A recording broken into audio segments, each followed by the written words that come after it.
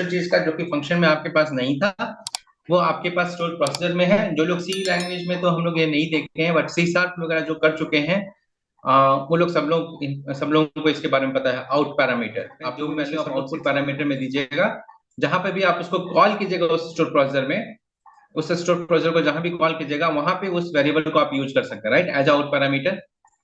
Yes sir. ये होता है कि आउटपुट पैरामीटर से आप वैल्यू को रिटर्न कर सकते हैं, ही ना। तो यस फंक्शन में ये आउट पैरामीटर नहीं होता है, ये केवल स्टोर प्रोसीजर में है। और आउटपुट पैरामीटर आप एक रखिए, दो रखिए, तीन रखिए, चार रखिए, जितना भी मन है उतना आउटपुट पैरामीटर आप रख सकते हैं। ठीक है। तो जैसे कोई स्पेसिफिक वैल्यू आपको अगर रिटर्न लेना है, ठीक है, और आप चाहते हैं कि उसको हम किसी वेरिएबल में स्टोर करें, और वैसा कुछ आपका रिक्वायरमेंट अगर है, तो आप आउटपुट पैरामीटर यूज कर सकते हैं। तो आउटपुट पैरामीटर में आप कोई भी वैल्यू डालिएगा तो ये वाला वैल्यू जो है, जहां भी आप स्टोर प्रोसेसर कॉल कीजिएगा वहां पे आप उस वैल्यू को एक्सेस कर सकते हैं, उसको यूज कर सकते हैं, राइट। कॉन्सेप्ट तो आप लोगों को पता है आउटपुट आउटपुट पैरामीटर का, जो कि आप लोग फंक्शन में देखे हैं, सी शार्प में भी देखे हैं, हाँ सर हाँ। है ना। ठीक है। तो सेम चीज यहाँ पे है, इसलिए हम ज्यादा इस पे बात नहीं कर रहे हैं कि आउटपुट पैरामीटर क्या होता है। किसी को कोई समझने में दिक्कत, हम क्या बोल रहे हैं आउटपुट पैरामीटर के बारे में, क्योंकि आप लोगों को ऑलरेडी नहीं इसी सर। साथ में बता दिया, तो ये कॉन्सेप्ट से आप लोग फैमिलियर है।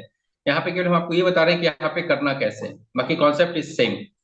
यस किन्हीं को कोई दिक्कत है? सुमंत, रिवीजन किए हैं आउटपुट पैरामीटर का? आप लोग आउटपुट पैरामीटर यूज भी किए हैं बहुत सारे फंक्शन में, जैसे ट्राई पार्ट्स वगैरह में आप लोगों को आउटपुट पैरामीटर जो कि सी शार्प के अंदर में भी है, राइट।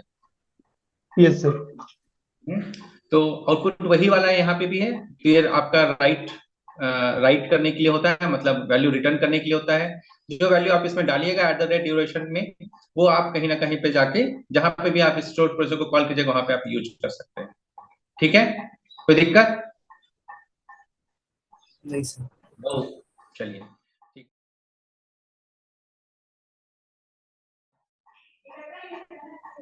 सर इधर ड्यूरेशन का मतलब वैल्यू रिटर्न हो रहा है, उसको हमको मतलब सेट करना पड़ेगा किसी वेरिएबल में और उसको दिखाना पड़ेगा। आखिर क्या, ड्यूरेशन का कौन वैल्यू सा मतलब रिटर्न वैल्यू? हो रहा है इधर। हाँ हाँ, क्या रिटर्न हो रिटर्न रहा हो है। रहा है, कौन सा? सेलेक्ट ड्यूरेशन फ्रॉम कोर्स से क्या मतलब रिटर्न हो रिटर्न रहा हो है? रहा है। ड्यूरेशन का वैल्यू रिटर्न हो रहा है। ड्यूरेशन का वैल्यू रिटर्न हो रहा है, वो कहाँ जा रहा है? वो मतलब ये ड्यूरेशन अपना। फील्ड में, हाँ। ड्यूरेशन वो रिटर्न वेरिएबल हो में, रहा है। और ये हाँ। कैसा पैरामीटर है? Out parameter. आउटपुट पैरामीटर है, राइट। और कोई कुछ बताना चाहेंगे? मनीष, आप कुछ बताना चाहेंगे कि क्या हो रहा है यहाँ पे?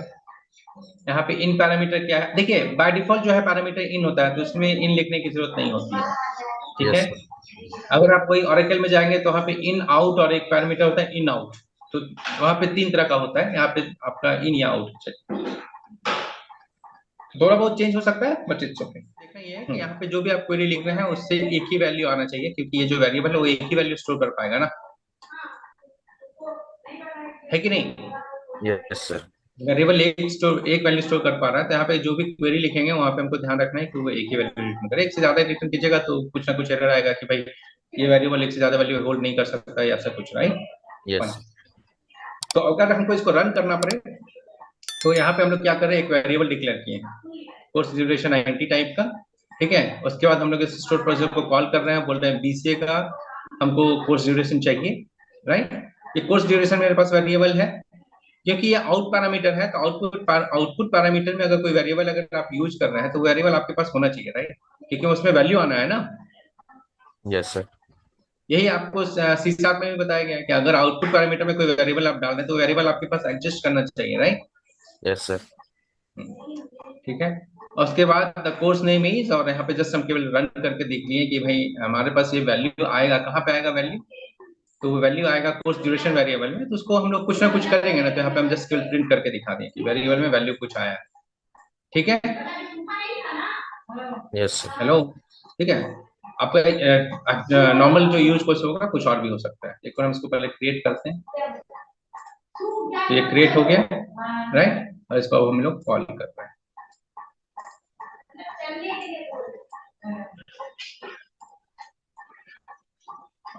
यहाँ पे बोल रहे हैं, देखिए सेम चीज, राइट। तो इसका मतलब बीसीए जो है सब क्वेरी जो है एक से ज्यादा रिकॉर्ड रिटर्न कर रहा है, राइट।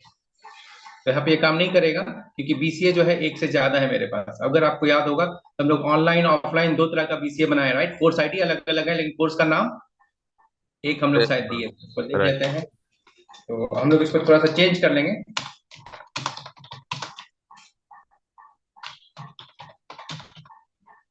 ठीक है, ताकि रन करने वाला हमारा बन जाए। ठीक है, तो बीसीए यहाँ पे देखिए दो दो है, राइट, एमसीए भी दो है, और यहाँ पे वेरिएबल जो है वो एक है, तो वहाँ पे काम नहीं करेगा। तो हम लोग क्या करते हैं, एक वाला हम लोग बना लेते हैं एक्स्ट्रा सर प्रोसेसर। दो ठीक पैरामीटर है, डालते हैं ना, नेम और एक करके और एक चीज, नेम और हाँ तो दो दूरी। पैरामीटर डालिए, दो हाँ पैरामीटर डाल लीजिए, हाँ दो ठीक आउटपुट है। हो जाएगा, राइट। तो इसको हम थोड़ा सा चेंज करते हैं, सी नेम हम और लोग यहाँ अपना पे डालेंगे और साइड ही डाल डिलीवरी लेंगे। मोड। ठीक है, हाँ नेम और डिलीवरी मोड, यूजर का नाम। आओ, मेरा कोर्स प्रोसेसर का नाम क्या है, bye ID, right, using ID, using ID. Using ID. Duration name नहीं है, ये क्या है, course ID, right. Copy paste करने का ये सब नतीजा है। ओके, क्रिएट और अल्टर।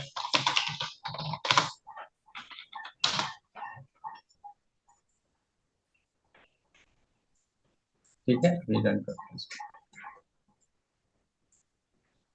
ठीक है, कभी आ रहा है the course duration is 36 month, ये कोर्स ड्यूरेशन 36 मंथ क्यों आ रहा है, ये प्रिंट स्टेटमेंट के चलते आ रहा है।